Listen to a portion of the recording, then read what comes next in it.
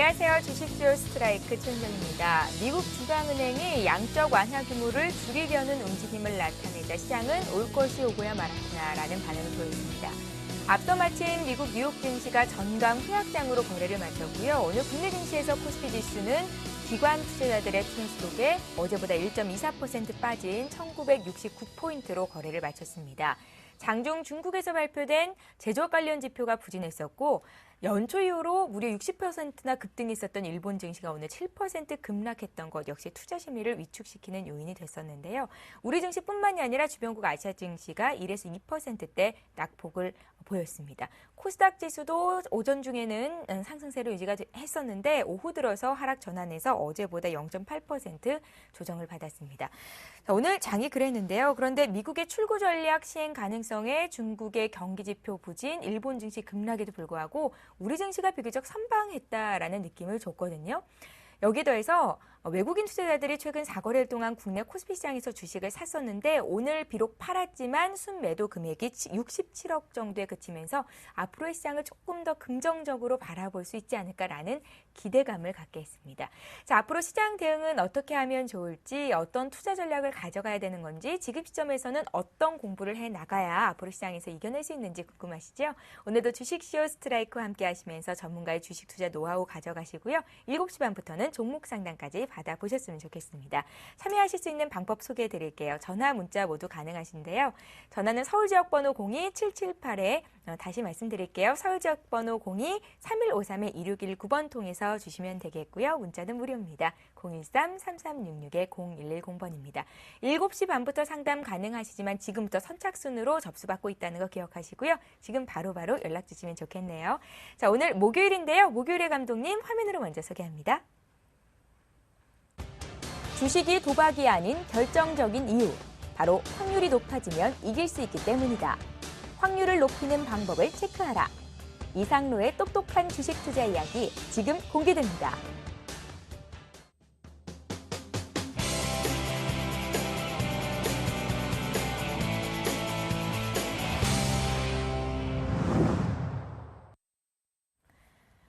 예, 샘플러스 이상로 전문위원 자리에 나오셨습니다. 안녕하세요. 네, 반갑습니다. 예, 이번 주에 기다렸던 FOMC 벤 버냉키의 발언에 주목이 됐었는데 시장이 좀 조정을 받았습니다. 오늘 시장 어떻게 보셨어요? 네, 맞습니다. 일단 우리가 냉정을 조금 되찾아야 되는 그런 파란불이 조금 떴던 게 아닌가 그렇게 좀 말씀을 드릴 수가 있겠고요. 우리가 한 번 더 주목을 해보셔야 되는 것은 급하게 간다고 좋은 것은 없죠. 그만큼 일본 증시 같은 경우에 7% 빠졌는 모습. 우리는 그만큼 안 올랐기 때문에 조금만 빠졌다고 좀 보시는 것도 좋을 것 같습니다. 그래서 차트를 한번 같이 보면서 좀 설명을 좀 드려야 될 것 같은데요. 우리가 일반적으로 지금 같은 경우에 같이 코스피 차트를 보시는 게 좀 좋을 것 같습니다. 코스피 차트를 한번 보시면 일단 우리가 조금 더 긍정적으로 한번 보셔야 되는 게 2000포인트를 도달하지 않고 다시 내려오는 모습이었거든요. 차라리 이런 모습이 조금 더 낫다고 해석을 할 수가 있다는 거죠. 2000포인트를 도달을 하고 난 다음에 내려오게 된다면 그만큼 또다시 악성 매물 자체가 더욱더 많이 생길 수 있는 단계가 온다는 거고요. 그런 관점에서 본다면 추가적인 상승 여지는 우리가 조금 더 남겨놓으실 수가 있겠다. 그렇게 좀 말씀드리겠습니다. 그리고 앞서서 최은정 앵커가 말을 했던 것처럼 현재 시점 같은 경우에 외국인의 매도세가 생각보다는 적게 나타났다는 거죠. 그러면 기존에 어느 정도의 기조, 순매수 기조는 유지를 하되 지금은 어느 정도 포지션 변경이 조금 가능한 상태다. 그리고 기간에 오늘 많은 차익 매물 자체는 다시 한 번 더 코스닥 쪽으로 넘어갈 수 있는 흐름을 여지를 남겨놨다고 좀 보시는 게 좀 좋을 것 같아요. 어차피 증시 자체는 파란불일 때 우리는 냉정을 찾아야겠죠. 하지만 냉정을 찾되 거기에 대해서 또다시 HTS에 대해서 등을 돌리시면 안 됩니다. 이럴 때일수록 우리가 좀 더 모니터를 확실하게 보시면서 그때는 매수를 콜렉하는 방법. 어차피 양봉, 빨강색 강한 양봉이 나타날 때 추격 매수라면 수익을 얻을 수가 없죠. 그만큼 두려움을 이기는 자만이 지금은 수익을 얻을 수 있다는 거 꼭 명심하시면 좋겠습니다. 그리고 다우 증시 버냉키 의장에 대해서 연준 회의록이 공개가 되면서 지금은 빠지는 모습이 전 세계적으로 나타났는데 한 명만이 자산 축소 매입 가능성에 여지를 남겨놨다는 거죠. 그래서 안에 부분에 대해서 우리가 분명히 준비할 시간을 미국은 줄 겁니다. 대응할 시간을 주되 거기에 대해서 우리의 인식이 바뀔 때까지는 크게 변동되는 사항이 없기 때문에 그런 부분을 한 번 더 인식을 하시면서 시장 자체를 나쁘게 보지 마시자. 어차피 이겨내야지만 우리가 수익을 거둘 수 있다는 거 서울경제TV와 함께 하시겠습니다. 예, 좋습니다. 오늘 코스피가 1.24% 조정을 받으면서 2000선 어제까지만 해도 막 기대가 됐었는데 오늘 조금 더 밀렸거든요. 그래도 실망하지 마시고요. 향후의 시장을 기대해 보셔도 좋을 것 같다 생각이 들었습니다.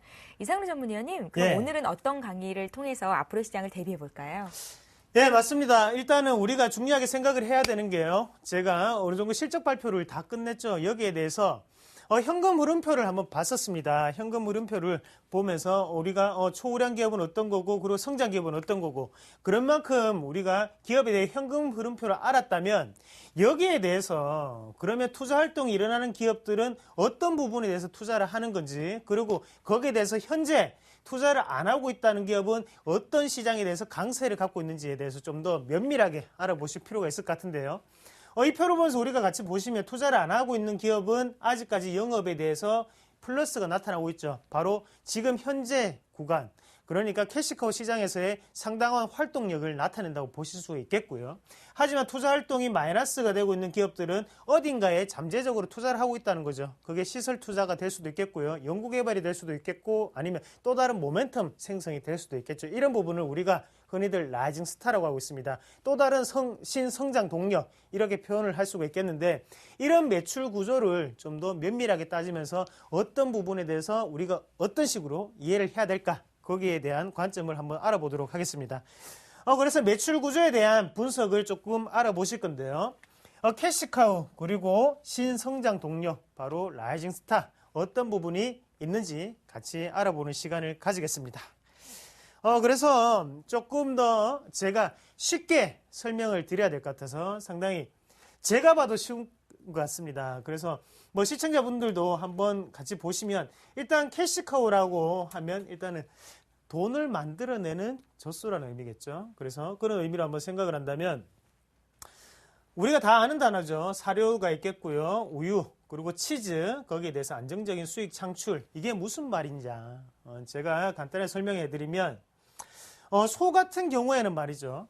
사료를 주게 된다면 우리에게 뭘 해줍니까? 바로 우유를 주고요. 거기에 대해서 치즈를 생산해낼 수 있는 부분이겠죠. 그만큼 안정적으로 수익을 창출해낼 수 있는 그런 능력을 가지고 있다. 그렇게 좀 보시는 게 좋겠고 이런 관점에서 기업에 예를 든다면 이 부분을 바로 캐시카우라고 하는 거죠. 현금에 대한 안정적인 창출을 해낼 수 있는 그런 시장의 분위기를 조금 더 뜻한다고 보시는 게 좀 좋을 것 같습니다. 그런 기업들 같은 경우에 우리가 한번 보시면 특징적인 부분이 상당히 많습니다. 일단은 시장에 대한 점유율이 상당히 높게 나타나기 때문에 당연히 현금에 대한 창출 능력이 뛰어나다고 보시는 게 좋겠고요. 그런 관점에서 성장률 같은 경우에는 조금 낮게 나타날 수밖에 없다는 점 한 번 더 기억을 하시고 막대한 현금을 우리에게 그리고 기업들에게 제공을 해준다는 거죠. 그래서 그러면 이런 것 같은 경우에는 당연히 우리가 생각을 해야 되는 게 진입 장벽이 상당히 낮게 분포되어 있겠죠. 왜냐? 현재 구간에서 누구나 다 돈을 벌 수 있는 구조이기 때문에 상당히 낮게 진입 장벽이 분포가 되어 있는 대신에 시장 점유율 자체는 벌써 과점 형태가 띄고 있다는 걸 우리가 한 번 더 기억을 하실 필요가 있습니다. 거기에서 큰 추가 비용은 들지 않는 경우가 상당히 많고요. 그리고 마진율이 높은 기업이나 상품을 의미한다는 거죠. 그래서 우리가 현재 시장에 대해서 한번 면밀하게 따져봤을 때 어떤 업종이 그러면 캐시카우 시장이라고 생각을 해볼 수가 있을까? 그런 기업들을 보시면 기초적인 소재가 될 수 있는 철강 업종이 될 수가 있겠죠. 그래서 철강 업종 그리고 자동차 업종도 마찬가지고요. 화학 업종 그리고 반도체 그리고 밀폐 용기 시장 같은 부분을 우리가 한번 보실 수가 있습니다. 그래서 일단 철강 업종 같은 경우에는 현재 기본적인 소재가 되고 있다는 거죠. 기본적인 소재가 되고 있기 때문에 그런 부분에 대해서는 캐시카우 시장이라고 표현을 할 수가 있겠고요. 그리고 자동차 업종 같은 경우에도 자동차에 대해서 더욱더 큰 발전을 자동차 업종들이 할 수가 있을까요?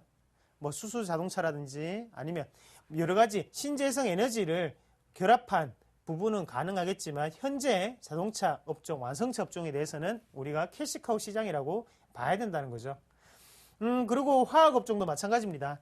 화학 업종이 크게 성장할 수 있었던 것은 바로 1980년대 그리고 1970년대 후반부터 우리나라에 들어왔던 어떤 걸까요? 바로 나일론의 어느 정도의 큰 성장세 자체가 화학 업종을 이끌었다고 보시는데, 나일론이 우리나라에 맨 처음에 들어왔을 때는 상당히 크게 선풍적인 인기를 끌었습니다. 그만큼 화학업종 대부분이 나일론을 생산했었고요. 거기에 대해서 기업들은 막대한 가치를 가졌겠죠. 처음에 나일론이 나왔을 때는 캐시카우가 아니었겠죠. 바로 우리가 라이징 스타라고 표현을 할 수가 있겠는데, 하지만 이 부분 자체가 지금은 캐시카우 시장이 되었다는 거죠. 누구나 할 수 있는 거고 누구나 거기에 대해서 현금을 뽑아낼 수 있기 때문에 캐시카우 시장이라고 표현할 수 있겠고요. 대신 이 부분 자체가 2000년대에 들면서 화학업종은 다시 한 번 더 2010년도부터 크게 한 번 더 고성장을 하게 됩니다. 어디 때문일까요? 우리나라 때문은 아니겠죠. 그때는 바로 중국에서의 어느 정도의 고성장세가 화학업종을 크게 이끌었다는 거죠. 하지만 우리가 지금 봤을 때 지금 시장의 분위기로는 절대로 다시 한 번 더 중국에 대해서 크게 화학업종이 고성장하기는 조금 힘든 게 사실입니다. 예전 같은 경우에는 중국에 대해서 물량 자체가 상당히 모자랐기 때문에 거기에 대해서 단가 자체를 우리나라가 마음대로 조절할 수 있었겠지만, 지금 같은 경우에는 중국도 선택의 여지가 있다는 거죠. 우리나라 제품뿐만이 아니라 어떤 다른 세계 각국의 제품을 더욱더 쓸 수가 있겠고요. 그렇게 본다면 화학업종도 또 다른 라이징 스타, 또 다른 신성장 동력이 필요한 게 바로 화학업종이 아닌가, 이렇게 좀 말씀을 드릴게요. 그리고 반도체 업종이 있는데요. 반도체는 우리가 잘 생각을 하셔야 됩니다. 예전에 우리가 3년 전까지만 하더라도 PC라고 표현하죠. PC용에 대해서 상당히 많은 반도체가 들어가게 되었죠. 하지만 지금 같은 경우에는 다방면에 의해서 지금 반도체 시장이 활성화가 되어 있는 상태고요. 제가 말하는 부분은 스마트폰에 대한 반도체가 아니라 그 전에 있던 PC 분야에 대한 반도체라는 거죠. 하지만 요즘 같은 경우에는 반도체도 조금 더 확장을 했습니다. 어떤 부분이냐? 바로 가전제품 분야라든지 아니면 스마트폰 분야에 대해서 상당히 확장을 하면서 좀 더 시장 자체가 커지는 시장이라고 말씀을 드릴 수가 있겠고요. 그럼 반도체 업종 같은 경우에는 라이징 스타와 그리고 현재 캐시카우가 혼합되어 있는 형태라는 걸 조금 더 눈여겨보실 필요가 있을 것 같습니다. 그리고 밀폐 용기라고 제가 적어놨는데요. 락앤락이라는 주부님들이나 아니면 시청자분들이 상당히 친숙한 기업이 있을 거예요. 우리가 뭐 2년 전 아니면 3년 전까지만 하더라도 마트에 갔을 때 밀폐 용기는 무조건 다 락앤락 거였죠. 우리는 선택의 여지가 없었습니다. 무조건 이 회사 제품을 사용할 수밖에 없었겠죠. 하지만 지금은 어떻습니까? 상당히 많죠. 제가 얼마 전에 갔다 왔을 때도 3개에서 4개 브랜드 정도가 있더라고요. 그리고 중소기업 브랜드는 더더욱 많겠죠. 이런 식으로 지금은 밀폐 용기 또한 캐시카우 시장일 뿐이라는 거죠. 제일 처음에 나왔을 때 정말 공기도 안 통하고 진공 상태로 포장이 가능하다. 그리고 오랫동안 보관할 수 있다. 그런 장점이 있었겠지만 지금 같은 경우에는 그 기술이 지금 캐시카우 시장의 다방면에 걸쳐서 있기 때문에 조금 아직까지는 좀 힘들지 않나, 그렇게 좀 보는 시각이 좀 강하고요. 이런 기업들이 바로 락앤락 같은 기업들을 좀 들 수가 있겠습니다. 우리가 차트를 보면서 주가 추이랑 어떻게 연관지어서 볼 수 있을까 한번 알아보시면, 락앤락을 먼저 한번 볼게요. 락앤락을 한번 같이 보시는 게 좀 좋을 것 같습니다.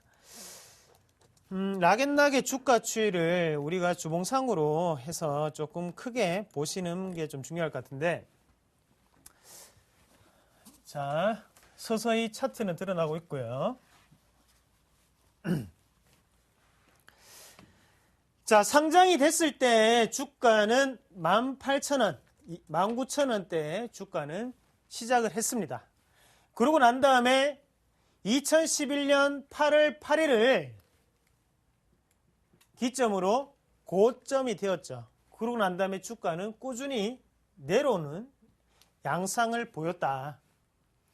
그러면 우리가 생각을 해야 되는 게 2011년 그리고 2010년도까지만 하더라도 밀폐 용기는 선풍적인 인기였고 거기에 대해서 락앤락이 과점 형태였다는 거죠. 와, 캐시카우도 되고 라이징 스타까지 완벽했습니다. 하지만 지금 같은 경우에는 빠질 수 있는 구조라는 거죠. 브랜드가 상당히 많아졌기 때문에 주가 추이는 꾸준히 떨어졌겠고요. 그러면 락앤락이 지금 필요한 것은 뭘까요? 바로 국내보다는 해외에서의 매출 호조겠죠. 이 부분을 노리기 위해서 여기에 이 부분처럼 반등이 나오는 부분은 바로 중국 시장에 대한 기대감이었죠. 하지만 생각보다는 많이 안 팔렸고 우리의 기대감을 상쇄시켜주기에는 조금 역부족이었기 때문에 주가는 다시 한 번 더 떨어지는 모습이었습니다. 그러면 이런 기업들 같은 경우에는 지금 필요한 부분은 새로운 고객 확보다. 어떤 고객? 바로 이머징 시장이죠. 이머징 시장. 물론 한국도 이머징 시장이겠지만 한국보다는 브릭스 시장 같이 브라질이나 인도, 러시아 같은 그런 신흥 시장에 대해서 어느 정도의 주가 추이를 다시 올릴 수 있다. 그 부분을 좀 더 기억을 하시면 좋을 것 같습니다. 그래서 내가 혹시나 락앤락이란 종목을 가지고 있는데 주가가 빠져서 걱정이 너무 많이 된다. 이런 분들 같은 경우에는 뉴스를 보실 때마다 해외에서의 매출이 올라간다는 뉴스가 나오는지 아니면 안 나오는지를 체크를 하시는 게 가장 좋겠죠. 그래서 그런 뉴스가 안 나온다면 그때는 과감하게 다른 종목군으로 갈아타셔야 되겠고요. 만약에 나온다면 좀 더 거기에 대해서 점유율 추이가 어떻게 되는지 확인을 하는 과정이 좀 더 필요하다. 그렇게 좀 정리를 해드리겠습니다. 이런 종목군들은 쉽게 우리가 지금은 물타기를 하셔는 안 되겠죠. 그런 부분을 좀 더 말씀을 좀 드릴게요. 돈을 안 잃는 게 돈을 벌 수 있는 방법입니다. 다시 좀 넘어가서요. 추가적으로 라이징 스타에 대해서 좀 더 설명을 좀 드리면요. 캐시카우 같은 경우에는 우리가 돈을 생산해내는 젖소라고 표현을 할 수 있다면 라이징 스타는 바로 떠오르는 별이라는 거죠. 그리고 우리가 중요하게 보셔야 되는 게 ING입니다. ING는 현재 진행형이죠.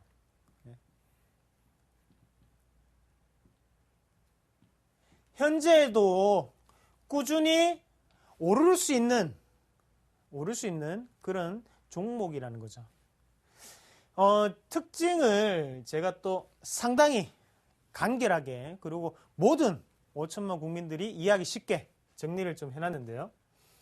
투자라는 글이 있고 기술 개발, 시장 개척, 그리고 여기에 뭐 연구 이런 부분이 있겠죠. 고수익 창출 확률이 높다. 자, 여기서 다른 부분이 먼저 중요한 결론이 조금 다릅니다. 고수익 창출 확률이 높다는 것과 아까 전에 보셨던 캐시카우 같은 경우에는 안정적인 수익을 낼 수 있다. 이게 장점이었죠. 하지만 안정적인 수익을 내는 대신에 이것 같은 경우에는 진입 장벽이 낮기 때문에 대부분의 기업들이 할 수 있다는 거죠. 그리고 지금 다방면에 걸쳐서 있기 때문에 경쟁 상대가 상당히 많을 수 있다는 겁니다. 하지만 라이징 스타 같은 경우에는 희귀하죠. 신성장 동력이기 때문에 하는 기업이 별로 없다는 것이 첫 번째 메리트겠고요. 거기에 대해서 고수익 확률이 높다. 투자를 했을 때 기술 개발이라든지 아니면 시장 개척 그리고 연구를 더불어 하게 됩니다. 이런 부분을 했을 때 대박 아니면 중박만 터지더라도 이 기업의 주가는 우상향, 급등 양상을 보일 수 있다는 겁니다. 자, 이런 부분 자체가 어떤 부분을 우리가 그렇게 말을 하느냐. 라이징 스타라고 하면 일단은 미래에 대한 유망 업종이겠죠. 1980년대, 1970년대 후반 나일론이 선풍적인 인기를 끌면서 화학 업종이 고가를 형성했다면 주식시장에서의 라이징 스타는 그만큼 미래의 유망 업종이다. 미래의 성장 가치가 어느 정도 잠재되어 있는 부분을 뜻한다. 그리고 거기에 대해서 고성장세를 맞이할 확률이 상당히 높다. 수익성이 높고 성장성도 높다. 꾸준한 비용이 대신 투입이 돼야 된다. 왜냐? 계속적으로 미래 유망 업종이기 때문에 변해줘야 된다는 거죠. 우리에게 맞춰서. 그리고 한 가지 더 말씀을 드리면 위험 확률도 높다. 위험 확률도 높다. 자, 첫 번째 화면으로 돌아가서 우리가 과도기에 있는 기업을 말씀을 드렸습니다. 그때 캐시카우 시장에서의 대부분의 점유율을 확보하고 있는 기업들이다 말씀을 드렸는데 왜 이 기업들이 투자를 안 할까요? 이 부분을 생각을 하시면 답은 쉽게 나옵니다. 그만큼 위험 확률이 높기 때문에 현재 시장에 대한 점유율을 그냥 지키는데 만족을 하겠다. 그냥 지금의 수익으로도 나는 만족한다. 이렇게 좀 해석을 하면 좋겠고요. 이렇게 마이너스를 기록할 수 있는 기업들은 바로 라이징 스타에 대한 투자를 꾸준히 하고 있는 기업들이라는 거 다시 좀 설명을 좀 드렸습니다. 어떤 부분이 있었을까요? 어떤 부분?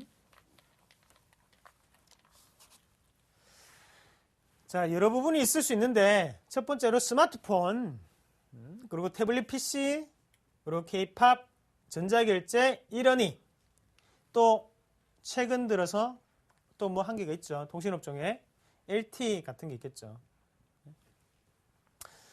기존에 있던 통신업종이 기존 망 자체만을 계속적으로 유지를 했다면 캐시카우 시장 경기 방어적인 성격에서 끝납니다.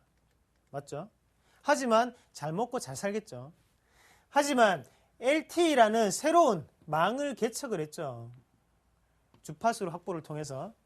이렇게 되면서 새롭게 라이징 스타를 등에 업었기 때문에 지금은 시장이 빠질 때도 시장이 올라갈 때도 따라서 올라간다는 거죠. 우리가 경기 방어적인 성격만으로 보고 통신업종이라고 판단하면 안 된다. 이런 부분을 우리가 좀 체크해 보실 필요가 있겠고요. 스마트폰 말 그대로 이제는 성숙기까지 다다랐다고 표현을 많이 하죠. 하지만 스마트폰이 우리가 보편적으로 이용하게 된 거는 3년에서 4년이 채 되지 않습니다. 생각보다는 상당히 빨리 스마트폰은 성장을 했다는 거. 그리고 태블릿 PC도 마찬가지죠. 지금 뭐 노트북도 크고 이런 부분이 분명히 많습니다. 그리고 PC도 상당히 아직까지는 규모 부피가 크고요. 하지만 어느샌가 태블릿 PC가 자리를 잡고 있다는 부분 한 번 더 기억을 하셔야 될 것 같고요. 그래서 K-팝 같은 경우에도 선풍적인 인기를 끌었죠. 이 부분을 똑같이 라이징 스타라고 표현을 할 수 있다는 거고 거기에 전자결제 시장도 마찬가지겠죠. 예전에 우리가 현금만을 이용했을 때 어느새 카드가 나왔습니다. 카드가 나왔을 때 카드가 나오면서 새로운 우리가 두꺼운 지갑을 들고 다닐 필요가 없겠네. 그러면서 카드가 나오면서 카드 회사들이 상당히 돈을 많이 벌었죠. 그러고 난 다음에 다시 넘어오면서 지금은 모바일입니다. 모바일 카드가 전자결제죠. 이런 부분까지 지금 빠르게 확산되고 있다는 거죠. 그래서 최근에는 현금을 가지고 다니거나 지갑을 또 들고 다니시는 분들도 상당히 적어졌죠. 그런 부분. 그래서 뭐 한간에 이런 틈새 시장을 또 노렸던 게 바로 또 명함 지갑이라고 또 할 수 있겠는데요. 그래서 우리가 항상 두꺼운 지갑만을 들고 다니다가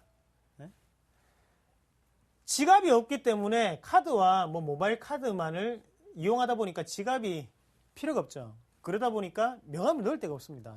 그래서 또 명함 지갑이라는 게 우리에게 또 생기고 거기에 대해서 직장인들은 뭐 한 개씩 들고 다니는 거 그 정도로 좀 생각을 하시면 좋겠고요. 이런 부분을 우리가 한 번 더 이해를 하실 필요가 있다. 그리고 이러닝 같은 경우에는 바로 교육 사업에 지금 다시 한 번 더 선풍적인 인기를 끌고 있는 거죠. 이러닝이 얼마 전에 이틀인가요? 3일 전인가요? 정부 정책과제와 맞물리면서 교육주들이 큰 폭의 상승을 기록을 했습니다. 바로 이 이러닝에 대한 성장 가치를 미리 맛봤죠. 그런 부분을 우리가 한 번 더 보실 수가 있습니다.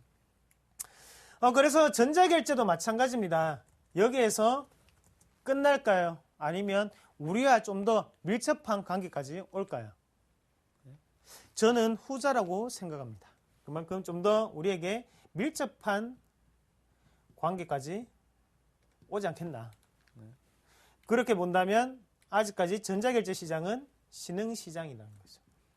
제가 전자결제주들에 대해서 특집으로 그때도 말씀을 드렸듯이 아직까지 과점이 유지가 되고 있죠. 과점이 유지가 된다는 것은 지금 아직까지 하고 있는 사업자가 많이 없다는 거죠. LGU 플러스, 한국사이버결제, 그리고 KG니시스. 이렇게 세 가지 업체. 그럼 우리가 장단기 투자 적합도로 알아봤을 때 그냥 주식을 물려준다. 내 손자에게 주식을 물려주면 돈보다는 낫겠지. 그래서 증여세를 비싼 돈 물어가면서 그렇게 물려주시는 분들이 상당히 많습니다. 하지만 우리가 생각을 하셔야 되는 게 수수료 값도 안 나올 수도 있다는 거죠. 세금 값도 안 나올 수 있다. 얼마 전에 고객분 한 분이 아버지의 주식을 받았다고, 아버지가 돌아가셔서 안타깝지만 아버지의 주식을 받았다는 그런 문의가 왔습니다. 그래서 상담을 했었는데요. 상당히 안타깝죠. 근데 그분도 여기에 맞는 부분은 아니었습니다. 아쉽게도. 단기 투자가 가능하고 장기 투자는 조금 힘들다. 이런 종목군은 캐시카우는 활발하게 이루어지는데 라이징스타, 신성장 동력이 없는 업종이 이런 부분이 되겠고요. 단기 투자도 가능하고 장기 투자도 가능한 기업들이 많겠죠. 그런 업체들은 지금도 괜찮고 그리고 나중에도 괜찮다. 단기 투자는 불가능한데 장기 투자는 가능하다. 죄송합니다. 이런 기업들 같은 경우에는 어떤 턴어라운드 기업들이 많겠죠. 대박 아니면 중박이라도 나겠지 라고 생각을 하고 현금 지금 영업활동에 현금은 많이 팔고 있지는 못하지만 투자는 꾸준히 하는 기업이죠. 은행에 빚을 내서라도 투자는 꾸준히 하고 있다. 그러면 언젠가는 되겠지 생각을 하고 꾸준히 하는 기업들은 미래 장기적인 투자는 한번 위험 다룰 어느 정도 리스크 관리를 한다면 투자를 할 만하다는 거죠. 자, 가장 쉽습니다. 이런 기본적인 부분을 알고 우리가 주식을 물려주자. 화학업종이 예전만큼 다시 고가를 맞이하려면 또 다른 성장 동력이 필요하다. 그러면 단기 투자는 수급적인 부분으로 인해서 투자는 가능하겠지만 중요한 부분은 향후에 5년, 10년이 지났을 때 화학업종은 분명히 변해야 되겠고요. 그런 관점에서 철강업종도 변해야 된다. 이런 부분 꼭 알아놓으시면 좋을 것 같습니다. 그래서 우리가 단기 투자도 가능하고 장기 투자도 가능하다. 현재 캐시카우 시장, 우리 시장과 상당히 밀접한 기업들이 있겠죠. 이런 기업들. 하지만 미래에도 우리와 꾸준히 밀접할 수 있는 기업들은 IT, 전기전자 이런 기업들. 하지만 가전제품 쪽에 비중이 큰 기업은 조심하자. 얼리 어답터라고 하죠. 스마트 쪽에 어느 정도 우리가 관심을 둘 수 있는 기업들은 한 번쯤은 생각해 볼 필요가 있다. 그렇게 좀 보시는 게 좀 좋을 것 같습니다. 그래서 앞서서 있던 현금 흐름표와 같이 좀 엮어서 좀 설명을 드렸는데요. 상당히 제가 쉽게 설명했다고 생각을 하는데 이해가 안 되신 분들도 상당히 많으실 거예요. 하지만 이제 다음 주부터는 화요일 날 하죠. 화요일 날 다시 한 번 더 상담을 요청하시면 그때 다시 자세하게 좀 설명을 해드리도록 하겠습니다. 예. 당장 내일의 투자 전략을 짠다거나 추천주를 드릴 수도 있습니다. 그런데 더 중요한 거는 향후의 시장을 어떻게 대응을 해야 되는 건지 그 흐름을 파악할 수 있는 공부들을 해 나가는 그 시간이 중요할 것 같고요. 오늘 도움이 많이 되셨을 것 같다는 생각이 듭니다. 강의는 여기서 마치고요. 7시 반이 됐으니까 시청자 여러분들 종목 상담하러 돌아올게요. 잠시 쉬었다가 오겠습니다. 검색창에 샘플러스를 입력하시고 전문가 방송에 접속하시면 서울경제TV 특급 전문가들이 여러분의 포트폴리오와 수익률을 책임집니다. 주식 투자 샘플러스와 함께하세요.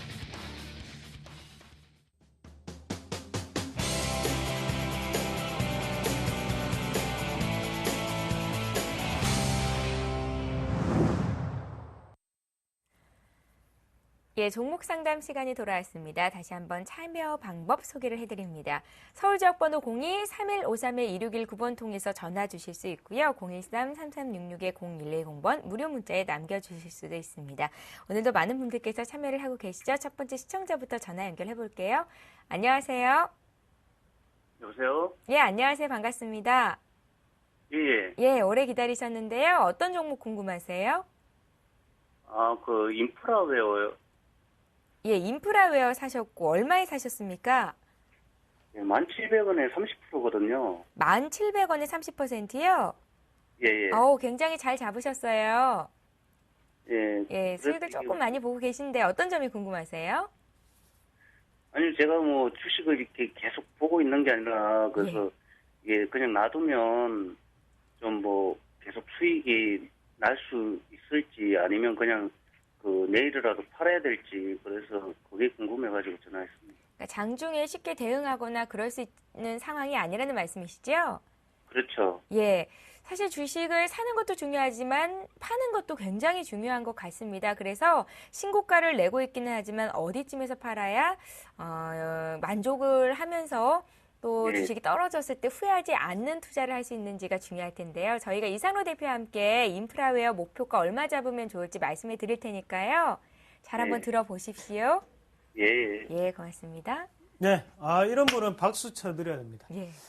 잘하셨고요. 우리가 좀 더 중요하게 생각을 해야 되는 게 인프라웨어라고 하면 상당히 멀어 보입니다.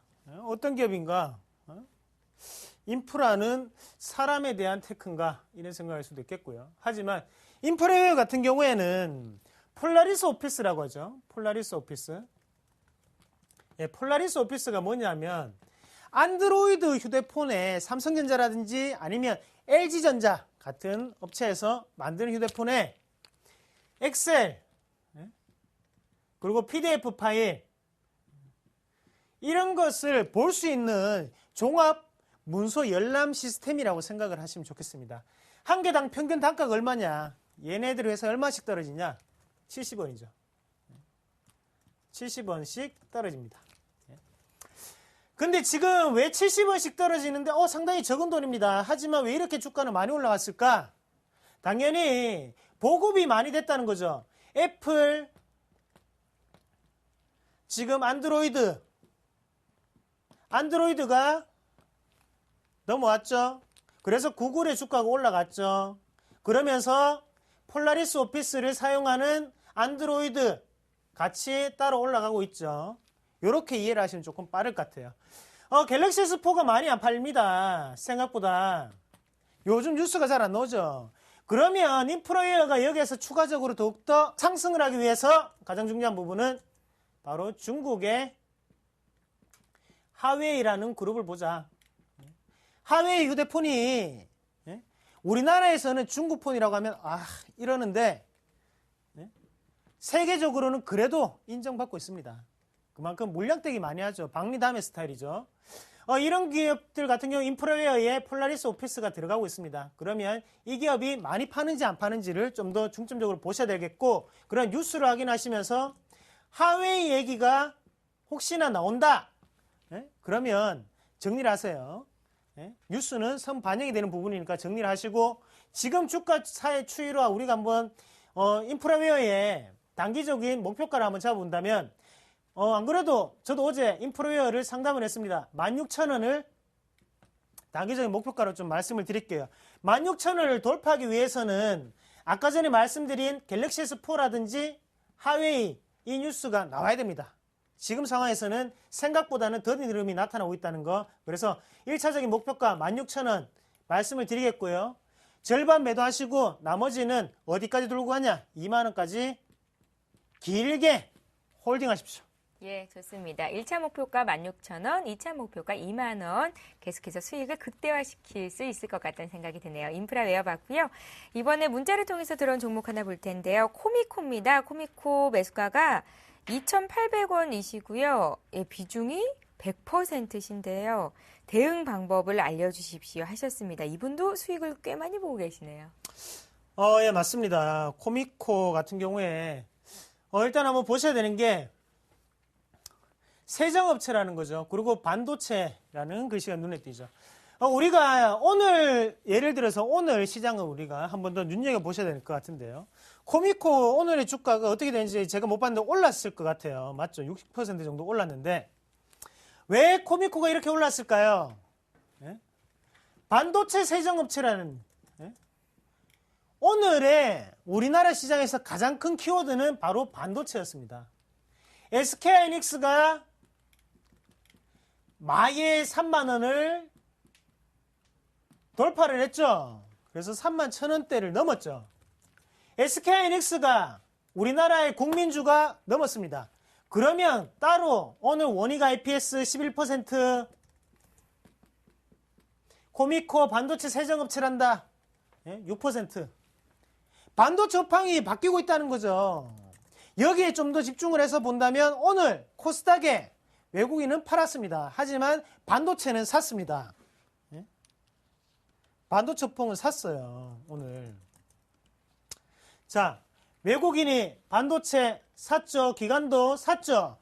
그만큼 반도체 업황은 추가적으로 상승이 가능하다. 상당히 매수 잘하셨고요. 다만 코미코 100%는 조금 위험한 상태가 아니었나 그렇게 좀 말씀을 드릴게요. 현재 시점 같은 경우에 물량 한번 정리하세요. 왜? 앞에 음봉입니다. 음봉은 어떤 걸 뜻한다? 저항을 뜻한다. 그러면 오늘 윗골이 한 번 더 내일 추가적인 상승 가능하다. 대신 우리가 1차적으로 3,300원 부근에서 한번 정리하시고 나머지 물량은 한번 끝까지 SK하이닉스가 꺾일 때까지 한번 들고 가보자. 그렇게 좀 말씀을 좀 드리겠습니다. 예. 조셉 피난처에 페이퍼 컴퍼니를 설립했다라는 이야기가 돌면서 효성이 어제 주가가 굉장히 많이 빠졌었는데 오늘 좀 반등이 나왔습니다. 효성 문의가 들어와 있어서 제가 간단하게 왜 이렇게 주가가 어제 빠졌었는지 얘기를 해드렸고요. 매수가를 좀 말씀해 드릴게요. 효성 사신 분 63,300원에 30%시고요. 보유 여부가 궁금하시다고 하셨어요. 어떻게 보십니까, 이상우 대표님? 네, 어제 샀네요. 예. 어제 사신 같고요. 효성 같은 경우에 우리가 오늘 말씀을 드렸던 캐시카우 시장에서의 상당한 활약을 했다는 부분이 우리가 같이 효성 이거는 제가 보고 있는 화면이 효성 홈페이지인데요. 1970년대 어떤 말이 나옵니까? 국내 최초의 민간기업 기술연구소라는 게 나오고 밑에 보시면 동양 나일론의 빠른 성장과 함께 폴리에스테르, 연공 등을 화염 공장을 뜻하는 거겠죠. 염색 공장. 이런 부분이 70년대 후반부터 크게 성장을 했습니다. 그러면서 효성이라는 그룹이 상당히 많이 올랐고 얘네들 같은 경우에는 신성장 동력을 어디서 찾았냐면 계열사를 많이 늘렸죠. 중공업도 하고 그리고 어떤 겁니까? 여러 가지 하고 있죠. 그런 부분 하면서 지금 많이 늘렸고 그러면서 돈도 많이 축적을 했겠죠. 돈도 많이 축적을 했겠죠. 그렇기 때문에 조셉 피난처로서 이용도 할 수 있겠고요. 지금 관점에서 본다면 일시적인 하락을 했기 때문에 반등이 나올 수 있다. 이렇게 단기적인 트레이딩 관점인 것 같아요. 일단 121선 자체를 돌파하지 못하고 내려오는 모습 자체는 조금 힘들어 보인다. 그렇게 좀 말씀을 드릴게요. 지금 같은 부분에서는 만약에 제가 효성을 가지고 있는다면 다른 종목을 좀 선택을 해보겠습니다. 지금 위에 있는 121선 자체가 상당한 저항 구간이 되어 있습니다. 아직까지 뚫지 못하고 그리고 거래량 또한 크게 나타나지 못하는 모습인데요. 그만큼 지금 시장의 분위기는 추가적으로 하락이 좀 나오지 않겠나. 그래서 만약에 하단의 손절가를 좀 잡아드린다면 58,500원 정도를 손절가로 대응을 하시고 단기적인 트레이딩을 하시는 분이니까 대신 상승을 하고 혹시나 이것을 돌파하고 올라간다면 그때는 62,500원까지는 홀딩 할 수 있는 자리. 그래서 단기적인 트레이딩 관점 말씀을 드렸습니다. 예, 알겠습니다. 이번에 태웅 봐드릴게요. 태웅 매수하신 분 가격이 24,000원이시고요. 15% 들고 계신데요. 이분이 목표가 같은 게 궁금하다고 적으셨거든요. 이 종목은 어떻게 대응하면 좋겠습니까? 예, 태웅을 우리가 보실 때 중요한 부분이 태웅은 상당히 슬픈 역사를 가진 기업입니다. 왜 그런 말씀을 드리냐면요. 태웅이 2008년도, 2009년도에 코스닥 시총 1위였죠. 코스닥 시총 1위였습니다. 하지만 지금 왜 이렇게 됐을까요? 하는 일을 보시면 신에너지 사업 확대 기대인 거죠. 예전에는 태양열, 풍력, 뭐 조력 이런 마찬가지고 그런 신재생 에너지가 바로 라이징 스타였다는 거죠. 하지만 지금은 대부분의 회사들이 이런 것을 다 진입장벽이 낮아졌다 보니까 다 하고 있습니다. 그러면 사업 구조가 일단은 개편돼야 되겠고 우리가 흔히 치킨 게임이라고 하죠. 그런 부분도 태양력, 풍력 이런 부분에서 분명히 일어나야 된다는 거. 그래서 태웅의 주가 자체도 지금은 하단에서 조심스럽게 놀고 있는 상태다. 그러면 우리가 여기서 기대를 해볼 수 있다는 거는 바로 그냥 수급적인 힘에 의해서 좀 더 올라갈 수 있지 않냐. 그런 부분을 좀 보시는 게 좀 좋을 것 같고요. 그래서 주가 추이를 보면서 기술적인 부분을 좀 말씀을 드리면요.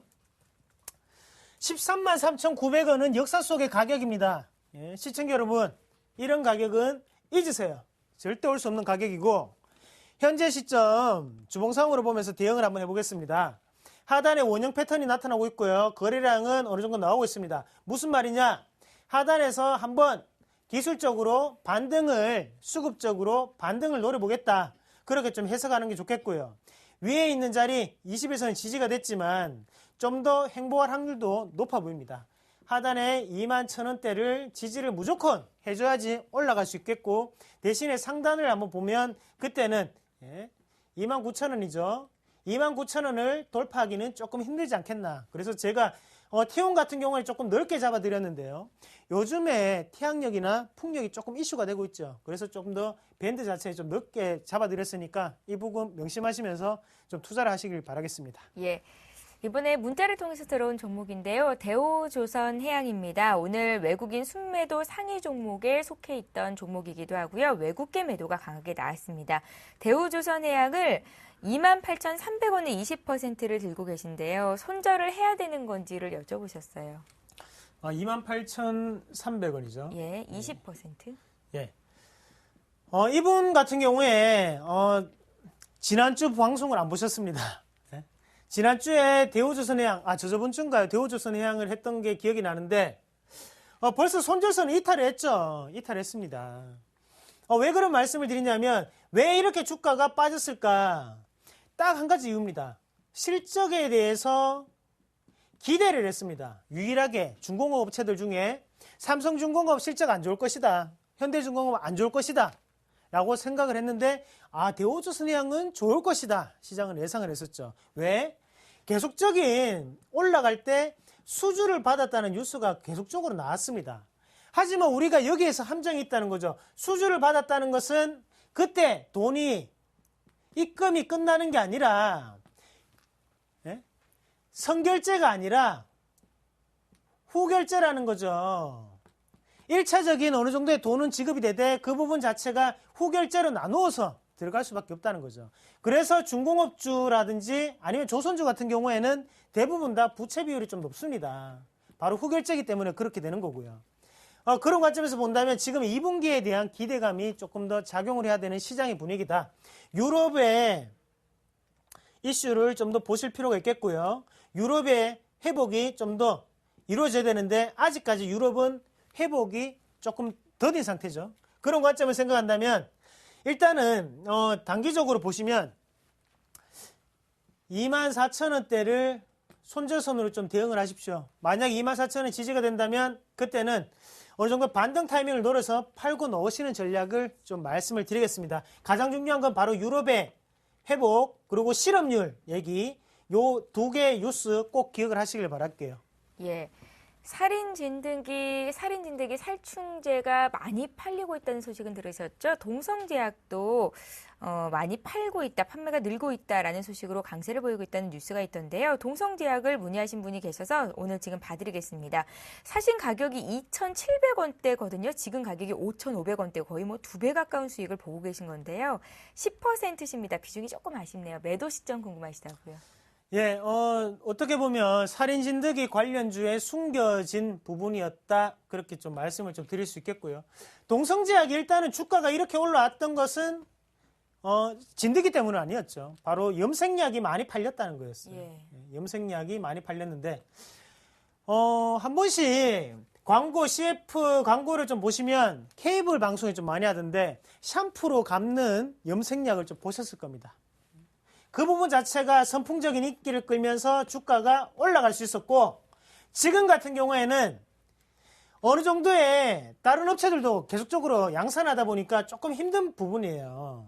그래서 지금은 쉽게 정리를 하시기보다는요, 좀 더 보유를 해보십시오. 좀 더 보유를 하시면서 대신에 상단에 있는 6,000원대는 이익 실현 한번 해야 됩니다. 이익 실현. 상단에 6,000원 이익 실현 한번 하고요. 혹시나 주가가 빠지면 그때는 5,400원을 하단을 보세요. 5,400원 이탈 시 절반 매도, 6,000원 이탈 시 절반 매도, 이렇게 대응을 하시길 바랄게요. 예, 오늘 NC소프트를 문의하신 분이 많습니다. 먼저 보내주신 분 가격을 기준으로 저희가 풀어드릴게요. 4334님께서 NC소프트를 17만 500원에 40%를 들고 계시고요. NC소프트를 17만 원대 사신 분이 또 한 분을 보내셨거든요. NC소프트 지금 풀겠습니다. 예. 예. NC소프트 같은 경우에 우리가 보셔야 되는 게 왜 이렇게까지 주가가 올라왔을까요? 바로 리니지가 1분기에 잘 됐죠. 뭐 때문에? 이벤트 때문에 잘 됐습니다. 어떤 이벤트가 있었을까요? 예? NC 다이노스 야구단 이벤트를 하면서 주가가 리니지가 호실적을 맞이하면서 올라왔습니다. 하지만 여기에서 추가적으로 상승하려면 시장은 또 다른 뭔가를 바란다는 거죠. 어떤 거요? 바로 모바일 게임을 출시를 하라. 예? PC 게임으로는 안 된다. 예? 그겁니다, 지금은. 그러면 여기에서 우리가 좀 생각을 해야 되는 게 추가적으로 제가 볼 때는 올라갈 수 있어요. 올라갈 수 있고 대신에 상단에 있는 이 부근이죠. 이 부근 자체가 지금 17만 원 넘어서 17만 9천 원대는 매물 벽입니다. 악성 매물이 상당히 많아요. 17만 9천 원까지는 좀 들고 계시다가 하단은 16만 원을 손절선으로 좀 제시해 드릴게요. 그래서 하단에 16만 원 이탈되는지 여부 보고 위에 상단은 17만 9천 원까지 홀딩하고 이렇게 어느 정도의 박스권 트레이딩 전략 말씀을 좀 드리겠습니다. 예. 오늘도 벌써 마칠 시간이 됐습니다. 오늘 주식쇼 스트라이크 함께 해주신 분은요, 샘플러스의 이상로 전문위원이었습니다. 잘 들었습니다. 네. 예, 만병의 근원으로 꼽히는 스트레스 여러분들은 어떻게 관리를 하고 계십니까? 최근 한 매체에서 전문가들의 조언을 토대로 1분 안에 스트레스를 해소할 수 있는 법이 공개가 되어 있다고 하는데요. 편안히 앉거나 누워서 눈을 감고 신체를 스캔하면서 명상을 하거나 즐거웠던 기억을 떠올리는 것도 도움이 된다고 하고요. 1분 동안 심호흡을 길게 후 해보시는 것도 스트레스를 해소하는 데 도움이 된다고 합니다. 기억하시고 하루하루 행복하게 사셨으면 좋겠습니다. 저희는 내일 다시 뵐게요. 고맙습니다.